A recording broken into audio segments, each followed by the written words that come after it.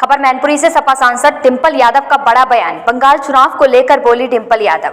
बंगाल चुनाव के ममता बनर्जी ने भाजपा लूट का लगाया आरोप, जिस पर बोली डिंपल यादव। भारतीय जनता पार्टी में महिला सुरक्षित न होने पर लेकर बोली डिंपल यादव। बंगाल में भाजपा नेता शुवेंदु अधिकारी के पीए की हुई हत्या पर डिंपल यादव का बड़ा आरोप।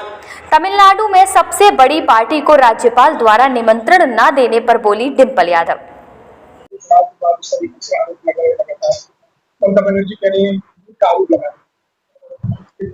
ये चुनाव की जो पूरी प्रक्रिया हुई, क्योंकि हम उत्तर प्रदेश में भी देख चुके हैं कि किस तरह से सुरक्षा बलों का कहर रहता है चुनाव के समय, और किस तरह से एक तरह से डर का माहौल क्रिएट किया जाता है और कार्यकर्ताओं को धमकाया जाता है कि वो बूथ तक ना जाएं, अपना बस्ता ना लगा पाए, या जो हमारे बूथ एजेंट्स होते हैं जिनको अंदर रहना होता है, बूथ अध्यक्ष लोगों को वोट डलाने के लिए, तो उनको भी बाहर कर दिया जाता है बूथ से।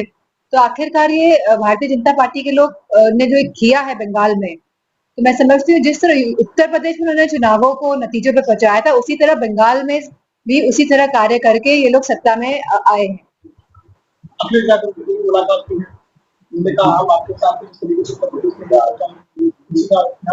क्योंकि समाजवादी पार्टी के हमेशा से टीएमसी के अच्छे रिश्ते रहे हैं, और वहां जाके जो प्रेस कॉन्फ्रेंस हुई है उसमें कहा गया है कि हम चाहते हैं कि काउंटिंग वाले दिन जिस तरह से यूट्यूबर्स लाइव करते हैं, अब ये टेक्नोलॉजी का जमाना है, अब लाइव करना कोई बहुत बड़ी बात तो रह नहीं गया है।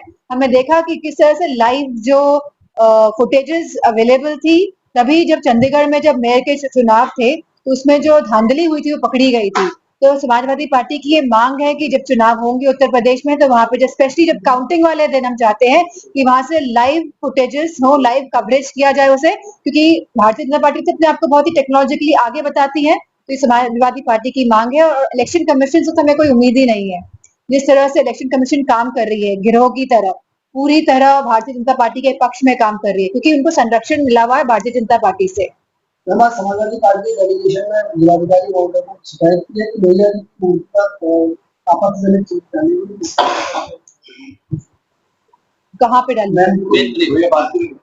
नहीं, ये तो भारतीय जनता पार्टी तो एक विचार वाले लोग हैं ना, ये तो कभी दूसरी विचारधारा को एक्सेप्ट ही नहीं करेंगे, और एक्सेप्ट भी नहीं करेंगे, और साथ में ये लोग रिस्पेक्ट भी नहीं करते हैं, रिस्पेक्ट भी नहीं करते हैं। तो देखने को मिला है अभी बंगाल में, हमें देखने को मिला है कि स्वामी विवेकानंद की तस्वीरों पे तिलक लगा रहे थे, और जितनी भी वहां पे तस्वीरें थी बंगाल के सभी नेताओं की, रविंद्रनाथ टैगोर की, सब पे तिलक लगाया जा रहा था। आखिरकार ये चाहते क्या है, आखिरकार इनकी मंशा क्या है, क्यों इनके जहन में इतना जहर है?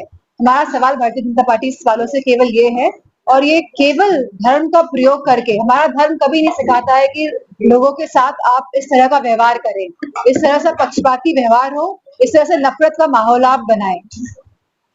2027 में होने वाले चुनाव जो बंगाल में हुआ है क्या?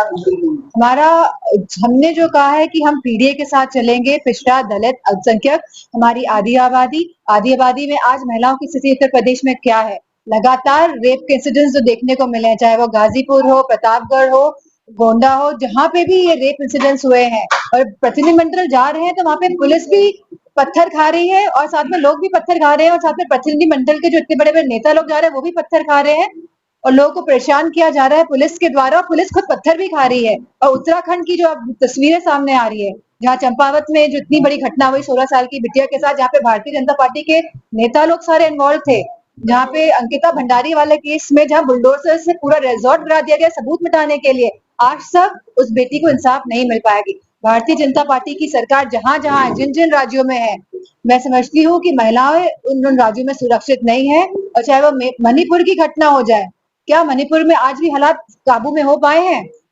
और आज बंगाल में जो हिंसा चल रही है उसका जिम्मेदार कौन है आखिरकार? अगर आज जो पीए का जो मर्डर हुआ है, आखिर उसका जिम्मेदार कौन है? क्योंकि इतने हाई प्रोफाइल किसी व्यक्ति का मर्डर हो जाए, वो भी भारतीय जनता पार्टी की सरकार आ जाए, तो आखिरकार उसका मर्डर क्यों हुआ? इस बात पे भी बहुत बड़ा प्रश्न चिन्ह है। कहीं ऐसा तो नहीं हो कोई राज दबाए हुए थे भारतीय जनता पार्टी के, इस वजह से उनका मर्डर किया गया है? मैडम, तमिलनाडु में सबसे बड़ी पार्टी को गवर्नर ने अभी तक नियुक्त नहीं किया, क्या लगता है कि गवर्नर भी भाजपा से मिलेगा? ये देखने को मिला है पिछले कई वर्षों में, जो ये इस तरह का वातावरण पूरे प्रदेश में फैलाया गया है, जिस तरह भारतीय जनता पार्टी की तरह ही गवर्नर्स एक्ट कर रहे हैं, लेकिन क्योंकि अभी वहाँ पूर्ण बहुमत नहीं है तो गवर्नर भी शायद सुनिश्चित करना चाह रहे हैं कि किसकी सरकार बन जाए। लेकिन जो गवर्नर्स होते हैं उनको सबसे पहले सबसे बड़ी पार्टी को ही अपना जो अपना बहुमत साबित करने के लिए बुलाना पड़ता है। तो सरकार इसमें क्या तैयारी कर रही है? जिस तरीके से बंगाल में नहीं, उत्तर प्रदेश के लोग तो सब झेल चुके हैं, हमारे क्या कार्यकर्ता लोग नहीं झेले हैं? क्या उनके घरों में दबिश नहीं पड़ी है रातों रात? हमारे कार्यकर्ता कहीं खेतों में जाके सोए नहीं। हमें तो पता है कि उत्तर प्रदेश में भी यही चलन चलेगा, लेकिन हमारे कार्यकर्ता, हमारे नेतागण इसके लिए तैयार हैं।